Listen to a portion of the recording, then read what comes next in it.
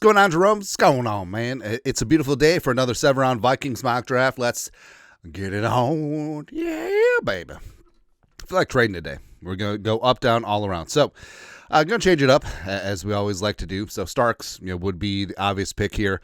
And Emanwari would be in that mix as well. Trey Amos is an absolute stud. Ravel, and it filters through. It's good times.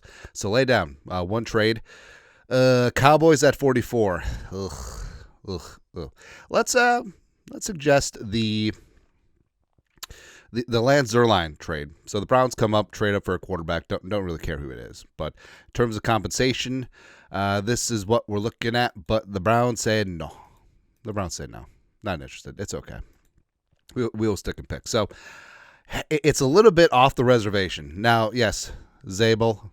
Yes, Derek Harmon. But if the Vikings want to go corner, I mean, there's certainly options. Now, ideally, it would be part of a trade down, but as we said before, it does take two to tango. A team wants to come up, has to want to come up. And Amos, Hairston, Ravel, all three could be in the mix. Morrison potentially as well. But Trey Amos is just a dog, man. Trey Amos is really damn good. Initially was at Bama, transferred to Ole Miss, 6'1", $195. The Terrion Arnold comparisons are there. Hey, Arnold, but just tough, physical corner, can play scheme agnostic, can play press man, can play off man, can play zone in various coverages. 3 picks in 2024, 85.6 PFF coverage grade, as well as he is the king of forced incompletions. And that's what's important. So Trey Amos, come on in. You are a Viking. Somewhere right now, he doesn't know why, but Brian Flores is smiling. So up at 97. So Ratledge would make the most sense, right? And it does seem like Ratledge is being slept on, but could you say to a degree he's more of a gap guard? I mean, sure. He's not going to be an issue in outside zone by his testing numbers, but what if the Vikings just took a chance here? So Makuba Ratledge is our normal pick, but we do want to change things up. What about Chuck Grant? Charles Grant. Is that Bill and Mary over there? All right, so Charles Grant, 6'5", 311. Amber is the color of your energy. And it's really unfortunate. I wish that he was at the Senior Bowl because the jump up in competition, I think that he could have been a Gray Zabel type dude. But he's got good size. He's got long-ass arms, 34-inch plus, great wingspan. So you could use him at tackle in a pinch, but I think that he could make some money moving inside, especially with the Vikings to guard. He's a plus athlete. He's perfect for outside zone. Will and Mary ran a ton of that. Former wrestler, so that was the issue too.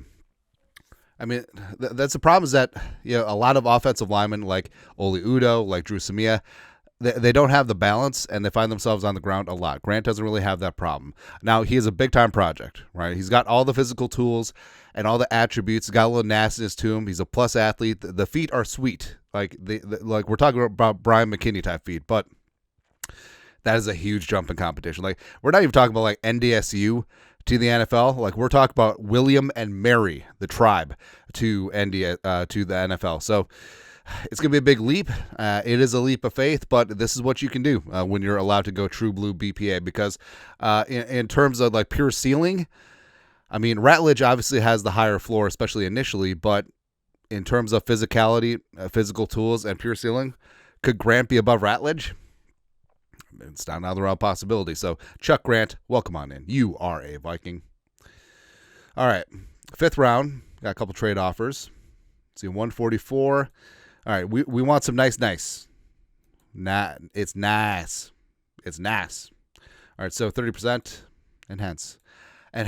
There we go. Resume. Drop down a couple spots. Got a couple trade offers. Let's multiply. Be fruitful. All right, so 59%.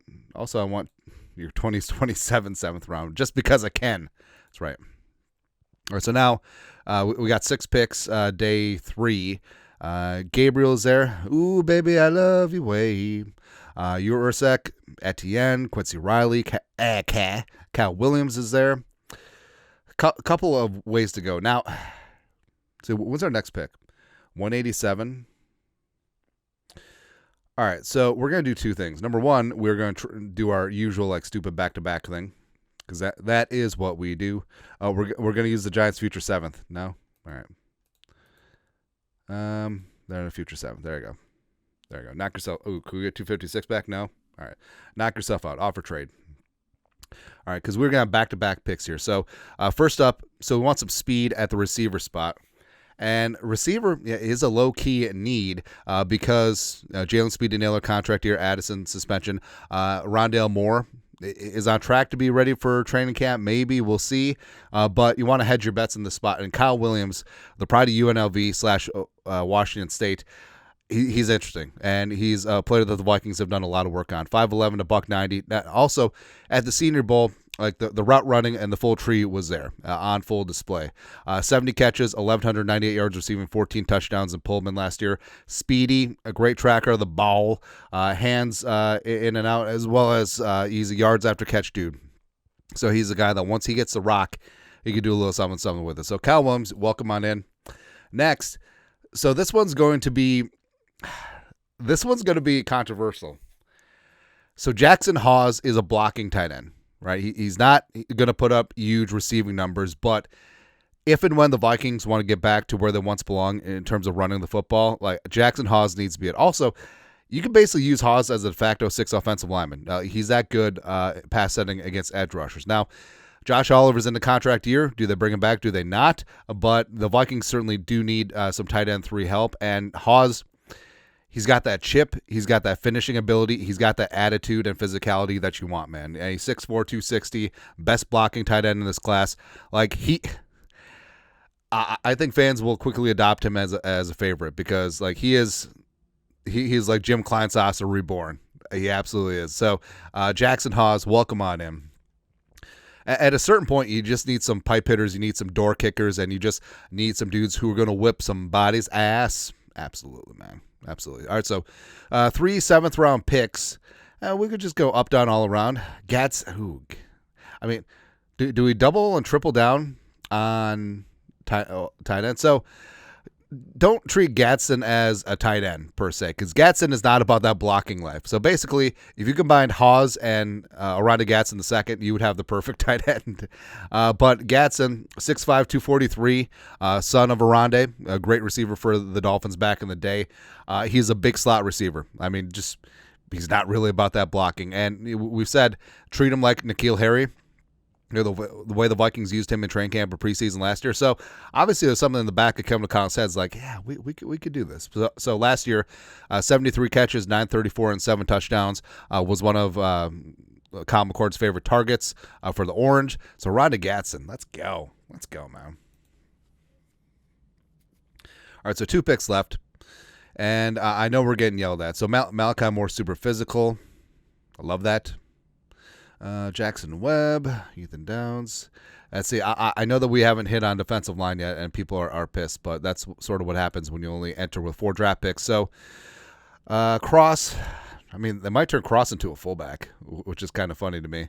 They finally got Robinson where he should be. So we're going to take our own standby. Thor Griffith, the pride of Louisville, formerly at Harvard, 6'2", 320, just immovable. Immovable, versatile all along that defensive line. 17 pressures, 3 sacks, 84 run defense grade for the Cardinals last year, and he's a great addition. Plus, his name is frickin' Thor. Well, what is more Norse and Viking than that? All right, lastly, so, I mean, we could and should take part in the running back. I mean, Woody Marks is there. I love Woody Marks, Rocket Sanders, Donovan Edwards as well. So it's a toss-up. I mean, could go Woody, could go Rocket.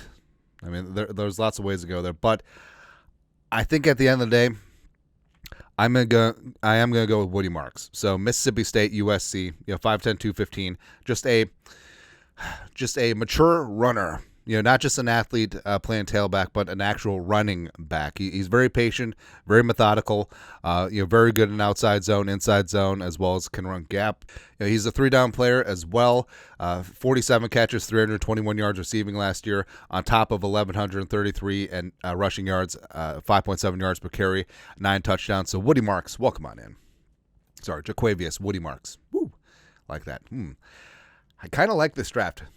Super spicy, and it got back to we're going to whip somebody's ass. So Trey Amos, let the rhythm take you over, Trey Amos. So ideally it would be a trade down, but Sometimes you can't always get what you want, but you got a super tough physical press man corner who can also play in zone and thrive. Chuck Grant, you're going to have him as a project. Inside, also has some tackle flexibility. Kyle Williams, you got a speedster with some return ability as well. Jackson Hawes, just I don't care that he's not much of a receiver. He's going to whip somebody's ass, and I feel like you look at Ben Ellefson, you look at Oliver, you look at Rhett Ellison, you look at David Morgan, you look at Klein Sasser. Like, we love tight ends. Jeff Dugan from Maryland. We love tight ends that just kick ass. And Hawes is one of those guys. Aranda Gadsden second is not a tight end who kicks ass. Well, he kicks ass as a receiver since he's a big slot.